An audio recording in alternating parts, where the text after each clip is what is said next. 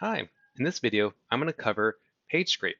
The page scrape process is when you visit a web page and run a recipe to extract some information. So let's go ahead and get started.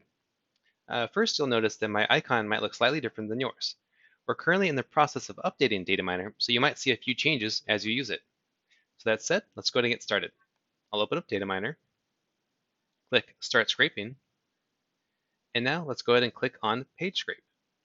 Page scrape is when you want to visit a web page yourself and run a recipe and extract the data. The page scrape can work for any type of web page. It can be a list page, which is the type of page I'm looking at. A list page is going to be like a search results page or a table or just a long list of items. And then you can also run a recipe on a detail page. And that's going to look more like a profile page or a product page, or if it's just a website that has a lot of information related to one person, place, or thing. So keeping the page style in mind, you'll now click onto Select a Recipe. This is where you'll pick the recipe that gets run on the page and is used to extract the data. We have public recipes, which are created by our users and made available for everyone to run. We have generic, which are just basic recipes that are designed to work on any website, but they also just kind of capture basic info, so it may not be exactly what you're looking for. And then there's my recipes. These are the recipes that you built yourself. You also have the option to filter these different recipes to help kind of refine the list you're looking at. You can uncheck the single page, so this means you'll only be looking at list recipes, or you can uncheck the auto pagination, and this will make it so you're only looking at detail pages. So that said, I have multiple pages at the bottom, so I want to keep auto pagination selected, and I am going to be scraping more than a single page, so I'll uncheck that. And now, as you can see, we have a list of recipes available. Also, Dataminr will filter the recipes for the site that you're on, meaning you won't see unrelated recipes for different websites.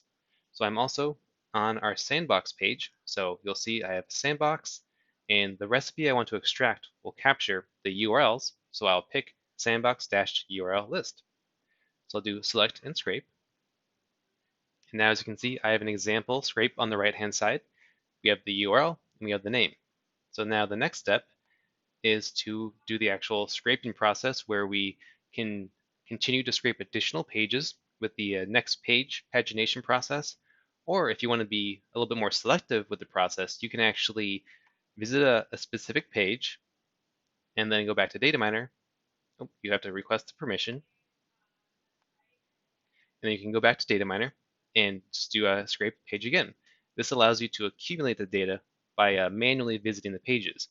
But if you want to automate this, you go to page 1, and then you, in Dataminr, in the settings, tell Dataminr how many pages do you like to scrape. So I have 5 here, so I will put 5. If you don't know the exact amount, you can always just put a large number, and Dataminr will actually scrape until it reaches the end. Then you will put the delay, which is the amount of time Dataminr waits between pages. This is what is used to help the page fully load. And for our site, I think about 5 or 6 seconds should work, so I'll put that. And now I'll go ahead and just say scrape 5 pages. So at this point, Dataminr will click from page to page, capturing the data. You'll see it change in a second.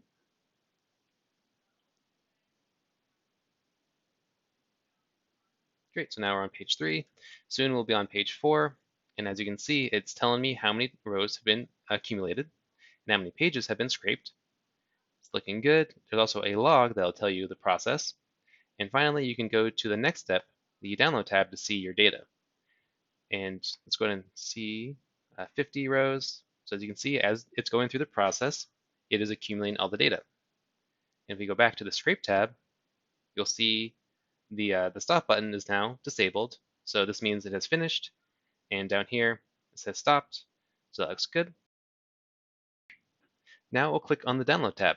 This is where you can save your data, and it'll be saved to your saved results folder. You can also download your data. You can download it as a CSV, Excel file, or you can copy it to your clipboard. And then finally, you can just you can delete the data if you want to restart this process. That pretty much wraps up this video. If you have any questions, definitely send us an email, and we have additional videos that I will recommend you watching. All right, thanks for watching.